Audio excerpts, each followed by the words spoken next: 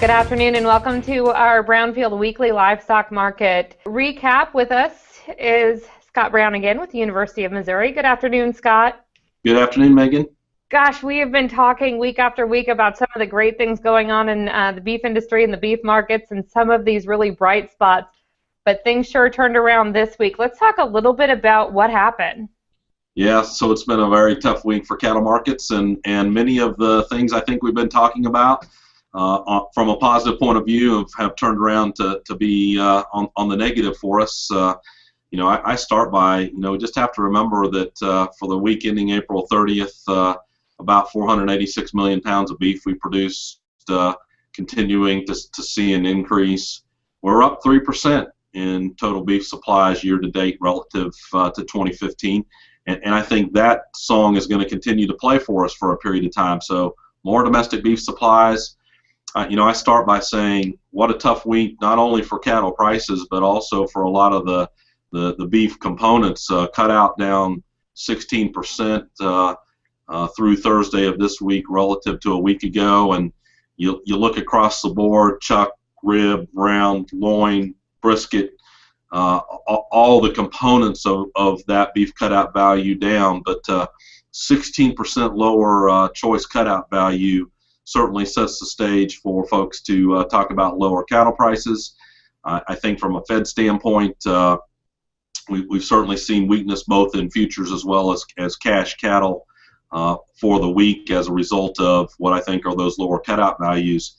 But on top of that, we continue to get more news about what's coming in front of us. I think if you look at what's been happening to placements of calves in feed yards, we saw a lot of heavyweight calves coming to market this week. Many folks will suggest that's a lot more of those wheat pasture calves that we're seeing. That tells me we're only headed for more beef supplies as we look ahead. So the supply side of this industry is going to continue to grow as we look ahead, and I think, as we've talked all along, what happens to the demand side to move that, especially when export demand has been weaker in terms of what we've seen with the stronger dollar. So that kind of leads us, I think, to where domestic beef markets have also not been up to the task this week in trying to keep cattle prices higher. We talked early on about that early start to spring to get us excited about grilling, to get us excited about purchasing beef. We've seen the weather turn off a little bit. It's been not quite as springy and grilling weather for a lot of people. Does that maybe play into account here as well?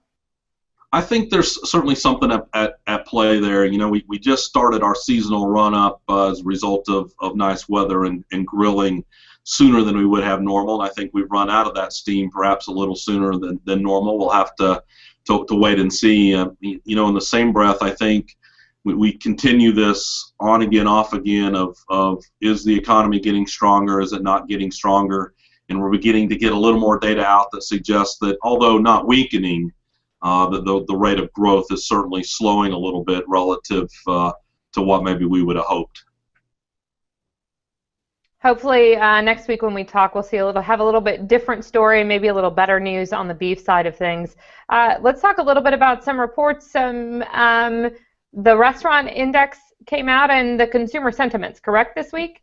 That's correct. When you look at what we got out of the consumer sentiment, University of Michigan information, April of 2016 down 2% relative to March of 2016. Now, I don't want to read too much into that, but you continue to see this idea that although things today, that sentiment probably doesn't suggest a lot of weakness, the expectations component of that sentiment is concerning. A lot of folks worried about what's coming in front of us, which again I relate to concern enough of what do we do to, let's say, beef prices in front of us. When you look at the year-over-year change in that April index of sentiment, down a little over 7% relative to 2015, those are the kind of numbers we don't need to be seeing as we look ahead. But perhaps more important, that index of expectations down almost 13% relative to a year ago. those things don't bode well for us. The Restaurant Performance Index, again, February was a pretty strong month, and we had to do some adjustments because of leap year. March data that we got out this week would also show a very modest growth, but again, the expectations component of the Restaurant Performance Index is also showing a lot of concern by those in the restaurant industry about what happens to sales as we look through the remainder of 2016. Some other things, a little bit on the poultry side. We saw a big recall this week from Pilgrim's Pride. Does that, what does that do to the poultry industry and for markets in that aspect of the segment of the market? Yeah, I really don't expect a lot of impact from the recall that we got. It reminds me to again say, you know, it's not just additional beef supplies. It's not just additional pork supplies. We've got a lot of chicken that's also coming to market as well. It's one where I hope we have an opportunity to export some chicken products, or we may have to look for some pretty innovative ways to move chicken in domestic markets as we look ahead. All right, and to wrap things up, Scott, this week, in contrast to what's going on the beef side of things, pork is looking pretty good this week. Yeah, so at least we got some more positive signs on the pork side from pork prices anyway. We're up on the pork cutout value about $1.30 a hundred relative to the previous week. Although down in loins, we saw a lot of strength in picnics and hams and bellies. Bellies down just slightly, but a lot of positive news in the pork cutout value, and that's translated. I'd say we're 1 to 3 stronger on hog prices this week relative to a year ago. So I continue to say very nice demand strength appears to be happening in the pork market, given that we continue to push some additional pork supplies into the marketplace as well. Perhaps we're getting a little bit of positive in terms of global pork markets.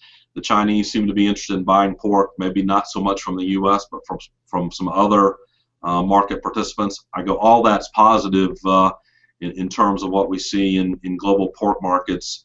I guess if there's anything, we have to continue to watch where feed prices have gone. Corn prices certainly have stayed up in that $3.75 to $4 range here for another week, suggesting feed prices not as low as what we saw right after we got that big report of 93.6 million acres of corn going to be planted in this country. But again, phenomenal strength I continue to see in pork markets in a situation where we're providing more pork supplies. And I tell pork producers all the time, if we can keep that demand strength going and get this additional capacity to come on board in 2017, I think those combinations frankly get pretty helpful for pork producers. You brought up feed prices. Another pretty big week for planting progress. As Monday, Missouri led the country with corn planted. That doesn't happen too often. Yes, that's exactly right. Missouri is usually not at the top of the list of corn plantings. But as we look at that, there's been some weather issues this week, putting some planting to a screeching halt. I know in my part of the Corn Belt, but we're still in a pretty good spot for that. So I would assume that that's still playing in well for a pretty big corn crop. It seems like we still are in place for a fairly large corn crop. We'll have to wait and see. I think soybean prices have gotten pretty attractive and maybe have some folks' attention, although making that switch from corn to soybeans at this point gets pretty hard for some folks. I think weather has done nothing but, for the most part, continue to suggest we'll get fairly large plantings of corn in place. And again, we'll have to wait and see how the summer months unfold in terms of where we ultimately get to in corn prices, but certainly seeing some strength as a result of some of what's been happening on the international side of grain markets. Anything else this week, Scott? I think we've covered most of the relevant things. I hope next week when we talk, we can have higher cattle prices to talk about. It's always good to have good things to talk about. Absolutely. Scott, it's good to see you. We'll talk to you next Friday. Thanks very much, Megan. I'm Meghan Grebner for Brownfield.